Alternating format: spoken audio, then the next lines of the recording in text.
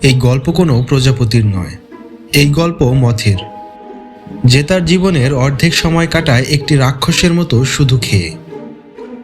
তারপর একদিন সে নিজেকে একটি জ্যান্ত কবরে বন্দি করে ফেলে, আর কয়েক সপ্তাহ পর সেই কবর চিরে বেরিয়ে আসে ডানাওয়ালা এক অপূর্ব সুন্দর জীব।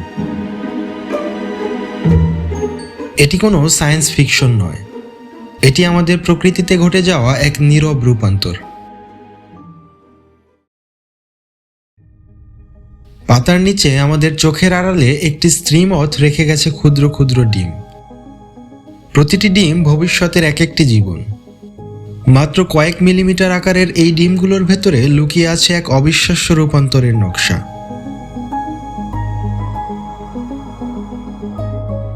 3 থেকে 10 দিনের মধ্যেই নীরবতা ভেঙে শুরু হয় নতুন অধ্যায়। ডিম ফুটে বের হয় একটি শুঁয়োপোকা। দেখতে সাধারণ, কিন্তু ভেতরে লুকিয়ে আছে বেঁচে থাকার প্রবল তাগিদ। এই পর্যায়ে মথের কাজ একটাই, খাওয়া। পাতা, উদ্ভিদ, কখনো শস্য। কিছু প্রজাতি আবার মানুষের কাপড়ও খেয়ে ফেলে। একটি শুঁয়োপোকা তার দেহের তুলনায় বহুগুণ খাবার খেতে পারে। দিনে দিনে শুঁয়োপোকা বড় হয়, পুরনো চামড়া ফেলে দেয় বারবার। এই প্রক্রিয়াকে বলা হয় মোল্টিং। একটি শুঁয়োপোকার জীবনে 4 থেকে 5 বার সম্পন্ন হয় এই মোল্টিং প্রক্রিয়া। প্রতিটি খোলস বদলের সঙ্গে সে এগিয়ে যায় নিজের ভবিষ্যতের দিকে। একসময় শুঁয়োপোকা থেমে যায়। সে তৈরি করে নিজের চারপাশে একটি সিল্কের আবরণ, যাকে বলা হয় পিউপা বা কোকুন। এই শক্ত খোলসের ভেতরেই ঘটে সবচেয়ে রহস্যময় অংশটি। বাইরে থেকে মনে হয় সবকিছু শেষ, কিন্তু ভেতরে চলছে প্রকৃতির সবচেয়ে নাটকীয় ঘটনা। শুঁয়োপোকার দেহ ভেঙে যাচ্ছে, কোষগুলো নতুনভাবে সাজানো হচ্ছে। এই পর্যায়ে শুঁয়োপোকার শরীরটি সম্পূর্ণরূপে গলে তরল হয়ে যায়।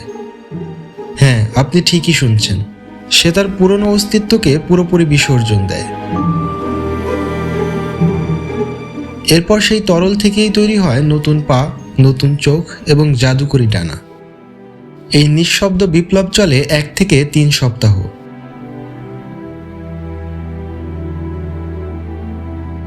অবশেষে সেই মুহূর্ত, কোকুন ফেটে বের হয় একটি পূর্ণাঙ্গ মথ।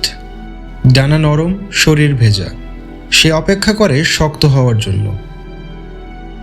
মথ উড়তে পারে, কিন্তু তার জীবন ছোট।